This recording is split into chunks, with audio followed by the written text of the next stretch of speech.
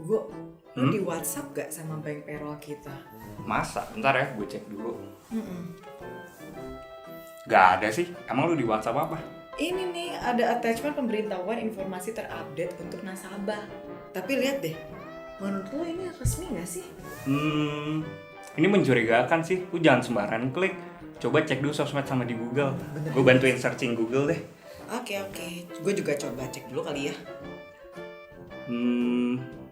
Tuh kan, nih gue nemu nih, Cak. Ada konten dari bank tentang edukasi data hack model begini. Lu jangan coba-coba klik. Oh iya bener dong. Tuh kan bener apa kata Gue gua? belum klik apa-apa. Berani banget ya tuh hacker. Iya, bahaya banget juga. Bisa-bisanya dia bawa nama bank-bank besar gitu loh. Betul. Ih ngeri banget. Gue juga sempet baca sih ada bank yang kebocoran data. Iya sih bener, tapi gue yakin sih perbankan di Indonesia udah punya security system yang sesuai dengan standar OJK. Ya, walaupun hacker itu pasti punya segala cara untuk tembus ke sistem perbankan. Bener tuh Hugo, apalagi OJK sampai mengeluarkan POJK tentang pelindungan data pribadi. Segitu concernnya pemerintah untuk mencegah phishing dan data hack. Iya bener. Gimana? Oh, buat Bapak aja hadiahnya. Makasih ya, Pak. Aduh, ada aja. Nah apa sih kok, rezeki kok ditolak? Biasalah, telepon iseng, penipuan hadiah. Wah, pas banget kok. Tadi Cece juga dapat info ngaku-ngaku dari bank tuh. Terus untung kita ngecek di sosmed sama udah searching di Google dan ternyata itu scam. Iya kok, untung gue tadi sama si Hugo gue ngecek lagi. Kalau enggak, udah gue klik tuh, kena deh gue. Bener itu, Cak. Kita memang harus lebih hati-hati terhadap teknologi. Iya kok, kemajuan teknologi itu seperti pisau yang bermata dua. Satu sisi dia memang memudahkan kita, tapi satu sisinya lagi itu konsekuensinya besar juga. Bener tuh, sekarang hacker makin jago aja manfaatin teknologi ya. Yes, mulai dari yang lewat WhatsApp, telepon, email, dan mereka bahkan sampai niat bikin website palsu. Nah, untuk level enterprise juga bahkan pernah jadi sasaran mereka. Kalian pernah dengar nggak serangan ransomware? Pernah kok, belum lama ini tuh banyak banget beritanya. Sebenarnya ransomware itu apa sih? Jadi gini, Cak. Ransomware itu adalah salah satu jenis malware alias virus berbahaya yang menyerang sistem komputer. Metodenya itu adalah melakukan enkripsi ke data korban biar datanya nggak bisa diakses. Kalau udah kekunci, pelaku bakal minta tebusan agar korban bisa kembali mengakses data miliknya. Ya, mereka biasanya masuk dari file yang ada virusnya, kemudian mengunci data-data usernya. Ih bahaya banget, kalau kayak begitu mah perusahaan bisa hancur lebur. Iya, Cak. Perusahaan bisa kehilangan data, materi, reputasinya juga bisa menurun, dan parahnya bisa kehilangan customer trust yang udah mereka bangun bertahun-tahun. That's why protection cyber security harus berlayer-layer. Oh iya tuh kok, bener. Seingat gue ada yang namanya layers of cyber security. Gue pernah baca dan pelajari beberapa sih. Yes, benar banget, Hugo. Ada beberapa model sih sebenarnya. Salah satu yang paling populer ada yang namanya 7 layer of cyber security. Masing-masing tingkatan layer punya peranan masing-masing untuk membentuk solusi cyber security secara menyeluruh. Wah menarik nih, jadi 7 layer perlindungan itu apa aja kok? Oke, jadi yang pertama proteksi pada mission critical assets. Aset yang dimaksud di sini contohnya seperti server, database, dan aplikasi lainnya yang kalau nggak ada aset IT ini bakal mengganggu jalannya bisnis operasional perusahaan. Nah, pastinya aset-aset ini wajib dilindungi dan penting buat di backup sebagai langkah pencegahan kalau aja terjadi security breaches agar tidak berdampak pada main business process company. Kemudian yang kedua, ada data layer. Di sini data-data kita disimpan. Makanya, mayoritas serangan cyber sering terjadi di area ini, terutama untuk pencurian data. Salah satu cara mengamankan data di layer ini adalah dengan melakukan enkripsi data, agar tidak mudah dibaca walaupun berhasil dicuri. Kemudian yang ketiga, ada application layer. Dari namanya aja udah jelas ya, di layer ini berhubungan dengan perlindungan di sisi aplikasi atau program yang dimiliki company tersebut. Misalnya aplikasi web, email, dan file sharing. Cara melindunginya adalah dengan selalu melakukan update version dan whitelisting application yang diperbolehkan running. Lanjut ke layer keempat, ada endpoint layer.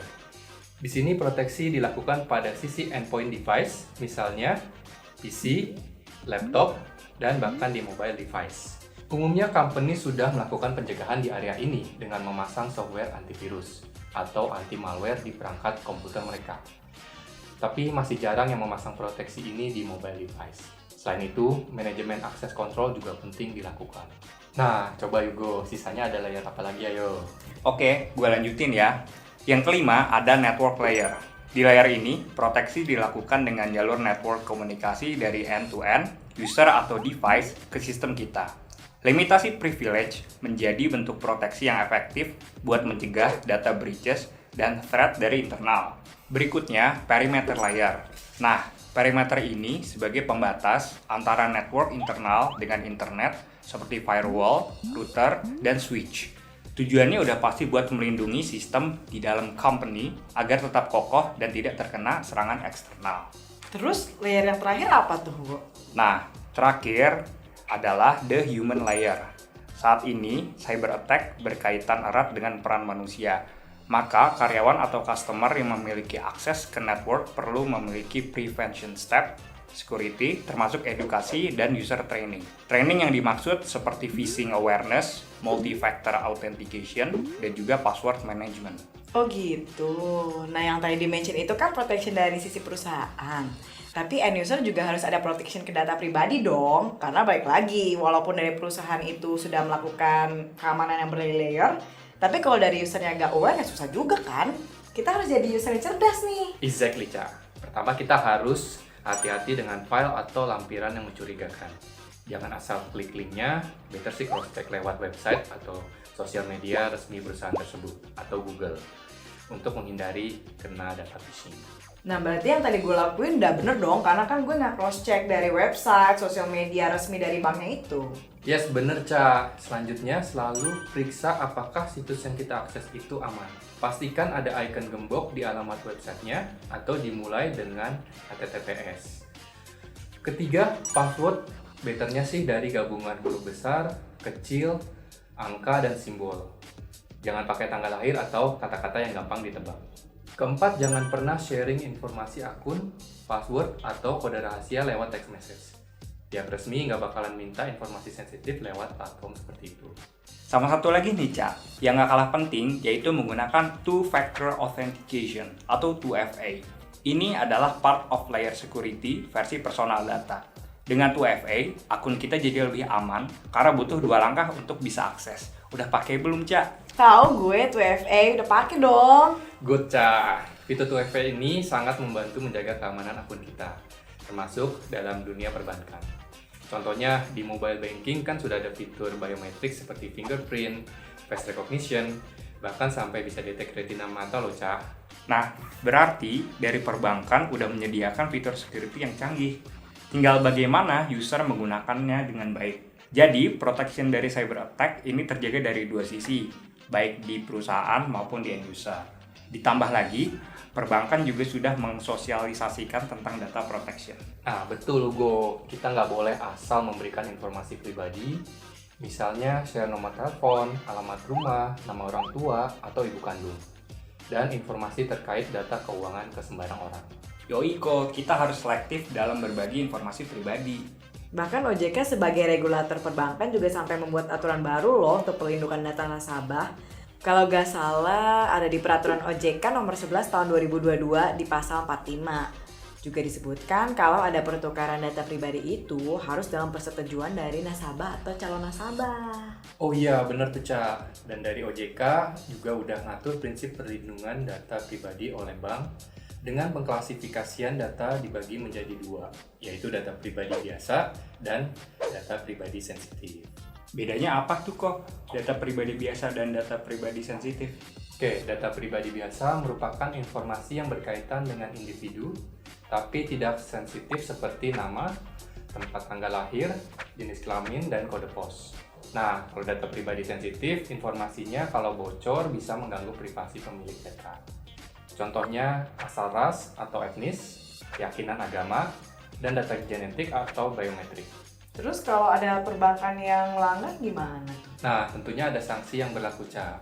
Mulai dari yang ringan seperti sanksi administrasi dan teguran tertulis, sedangkan sanksi yang berat seperti larangan untuk menerbitkan produk bank baru, pembekuan kegiatan usaha tertentu, dan penurunan penilaian faktor tata kelola dalam penilaian tingkat kesehatan bank. Wah, sanksinya tegas banget ya. Bagus deh.